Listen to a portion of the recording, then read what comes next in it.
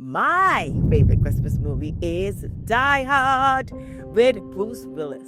Every December, life starts off with us having to meet expectations, us having to dive into so many challenges, us having to create miracles by December 31st. But imagine walking into what's supposed to be a Christmas party when all of a sudden, an explosion. You're no longer at a party. You're now in a gunfight, fighting for your life, trying to figure out how you're going to save some people in real time. Doesn't life sometimes turn out like that in December?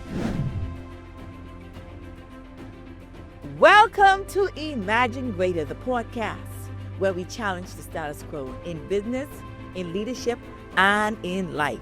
Today, we're diving into another exciting podcast here at Imagine Greater. And we're so happy that you're joining us. My favorite Christmas movie is Die Hard with Bruce Willis. Reason being is because every December, life starts off with us having to meet expectations, us having to dive into so many challenges, us having to create miracles by December 31st. Isn't that interesting? But imagine walking into what's supposed to be a Christmas party. What's supposed to be a time where you meet your significant other as you talk with colleagues and just really drink eggnog, little brandy, little wine, eat some good food, and just have an exciting moment. When all of a sudden, an explosion. Out of nowhere, something just sets off and changes the entire mood. You're no longer at a party. You're now in a gunfight, fighting for your life, trying to figure out how you're going to save some people in real time. Doesn't life sometimes turn out like that in December? That in one moment you're planning family dinners and then the next minute somebody says something off the wall and you then have to put out fires all over the place. It's like you're battling Taliban and insurgents in real time. Die Hard does that for me at Christmas. That's what it's all about. A joyous occasion turns into a gunfight of survival.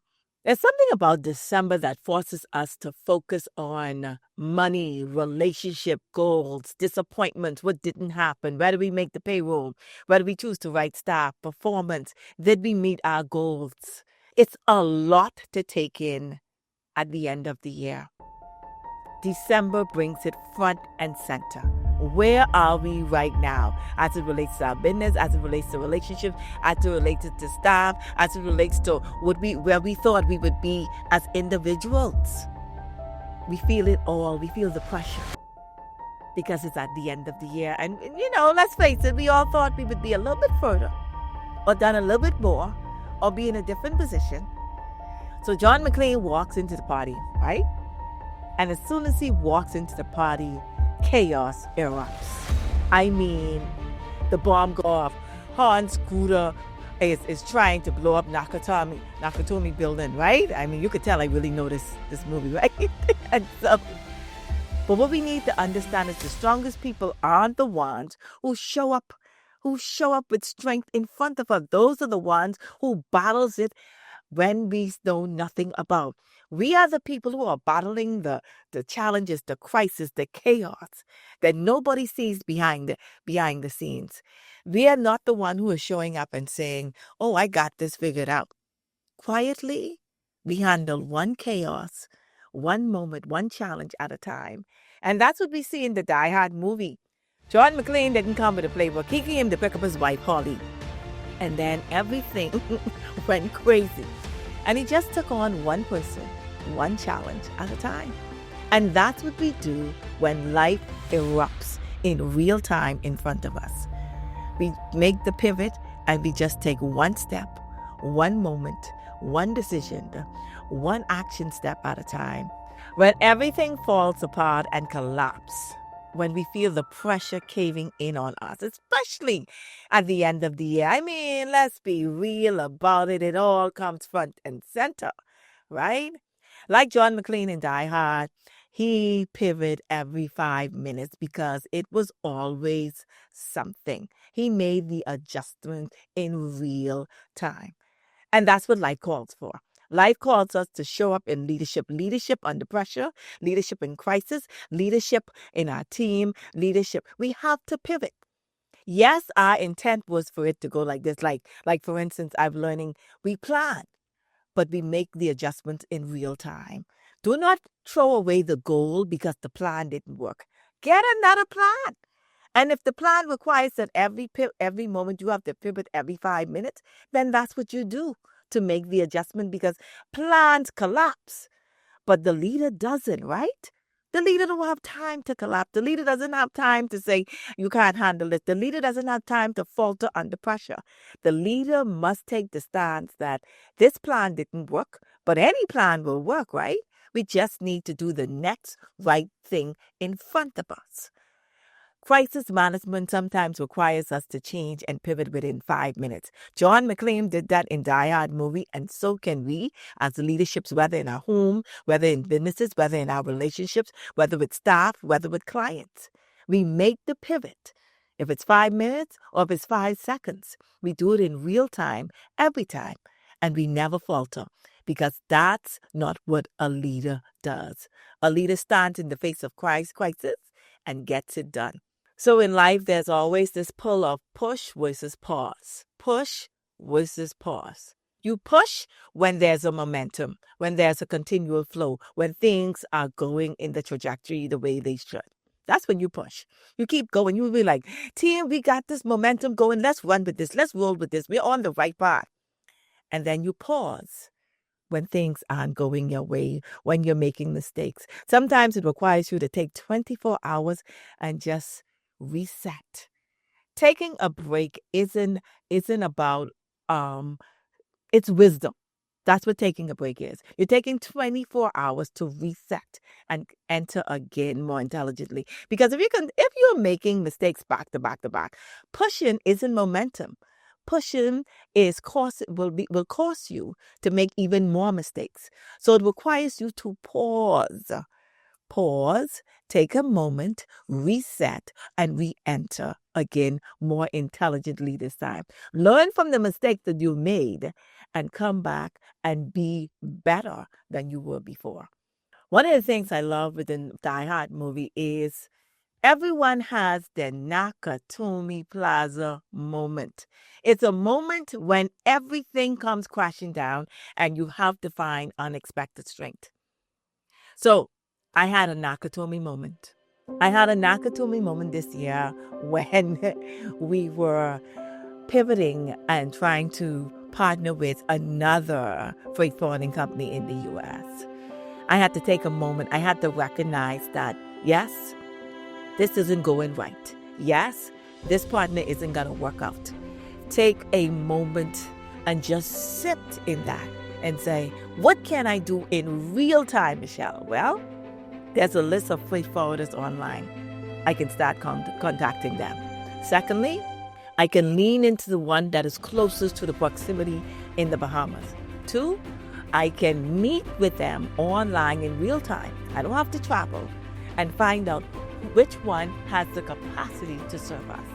That was my Nakatomi Plaza moment this year. And then I tell you, for a moment, I felt like I was experiencing the bomb that erupted in Die Hard in real time. But it requires you to recognize that this is unexpected. It is where pressure is real and what power cannot hide. And let's face it, I always love this poem by Marianne Williamson that says, it is not our darkness that we are afraid of, it is our light.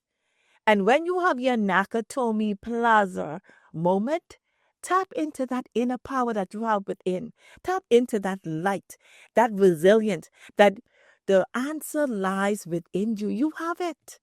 It was always in you from the very beginning. Like John McClane had the answer every 5 minutes, so can you. One of the things I love with the Die Hard movie is John McClane's relationship with his estranged wife, seemingly, Holly. And he went to the party, as a kind gesture to make up, to rekindle, whatever it was. But There's nothing like December and the holidays to amplify our challenges in relationship, right? Then I get a witness out there, right? Listen to me. I'm experiencing the same thing right now. I have an employee. I really, really like this employee. But what's interesting about this employee, she is not meeting our expectations. She has done some things that has disappointed us, and we have been on the fence on whether to let her go, whether to keep her, whether to let her go. And this week, we just had to make the hard decision. So here's what I'm going to encourage you. As December, as the holidays amplify these challenging relationships, make the call. Make the call in real time. If you can do it before the holiday, do it. Not during the meltdown, because let's face it, when everybody shows up to the party, ultimately there's going to be a meltdown, especially if the potato salad ain't right, right? So I want to encourage you to make the call ahead of time. Deal with that situation ahead of time. You know, the Word of God reminds us, as far as it depends on us in Romans 12 and 18, that says, live at peace with all men, with everyone. So make the call. Yes, I can guarantee you it will be uncomfortable.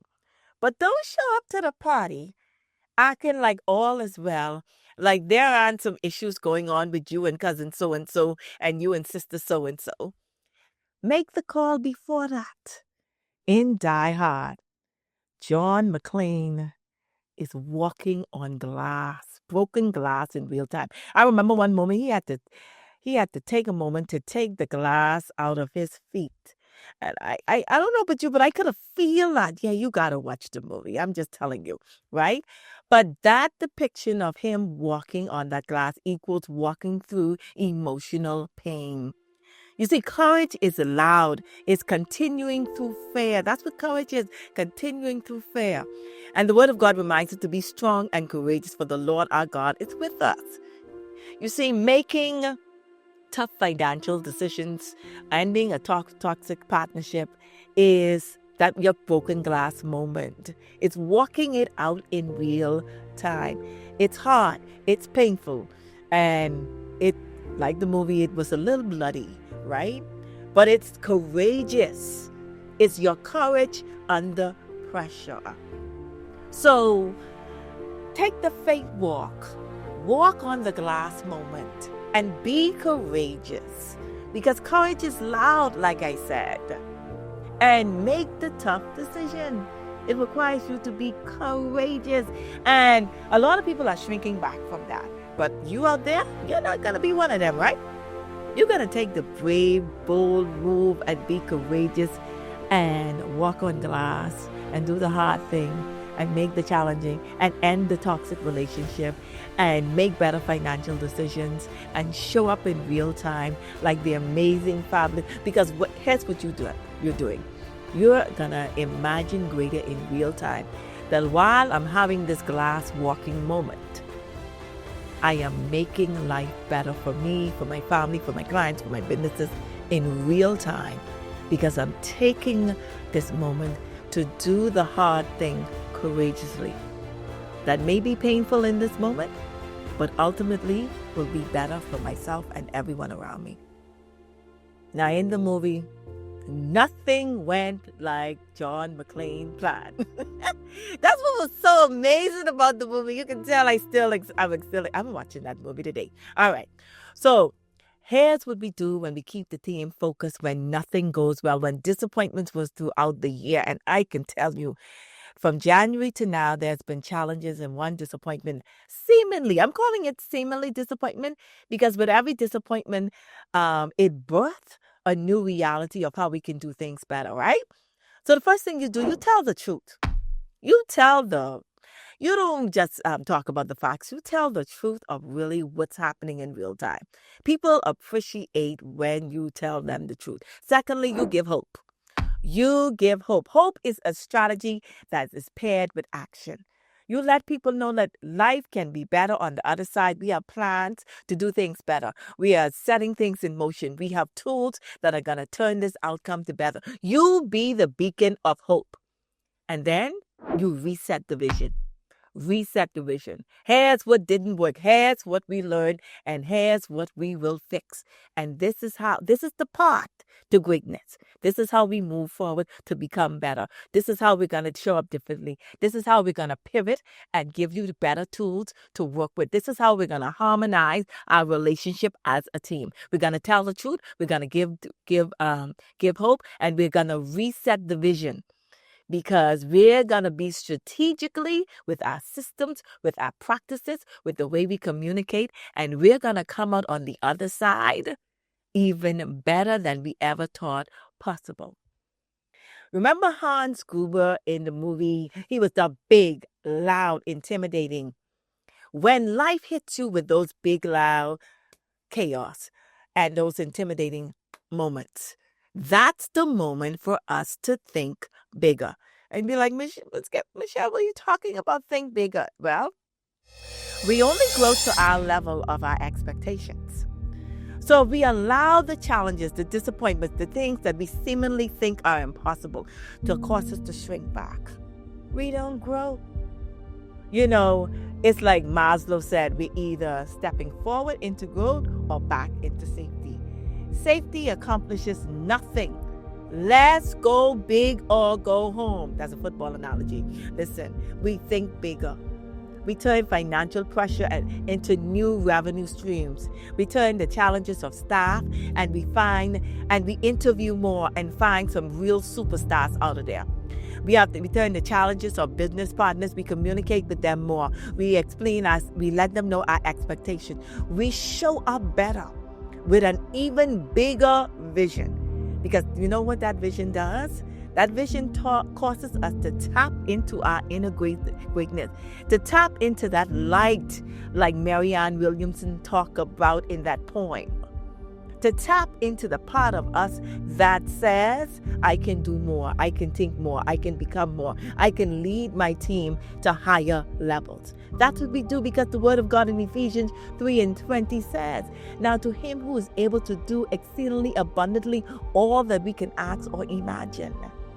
That inner spirit, God's Holy Spirit that is in us, is driving us to think bigger, to think greater, to think higher, to come up to a level where we imagine what's even more possible, what's even possible than we thought before.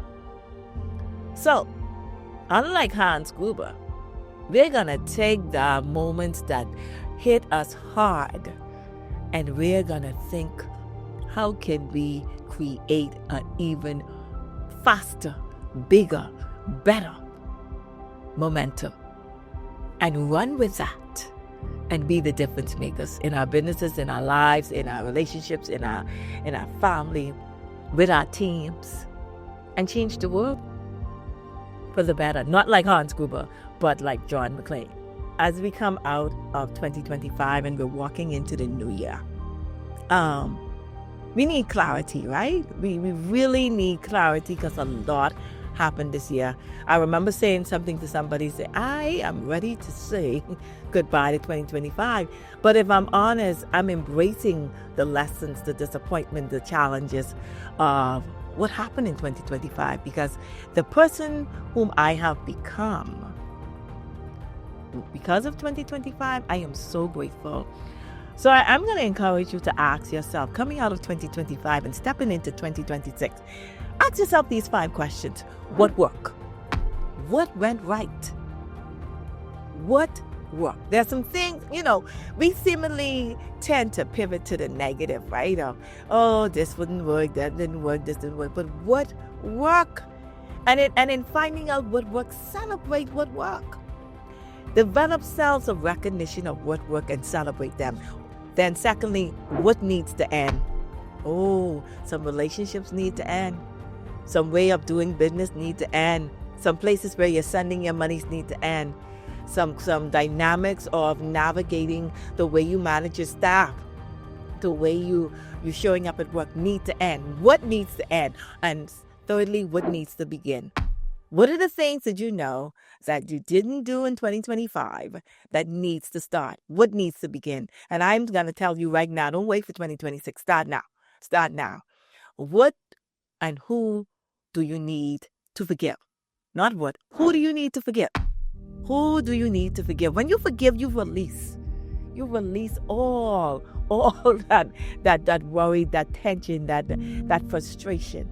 Who do you need to forgive? And when you acknowledge who do you need to forgive, pull up a chair, sit them in that chair and forgive them, whether they're there in real time or whether you're just talking to an imaginary chair. It works.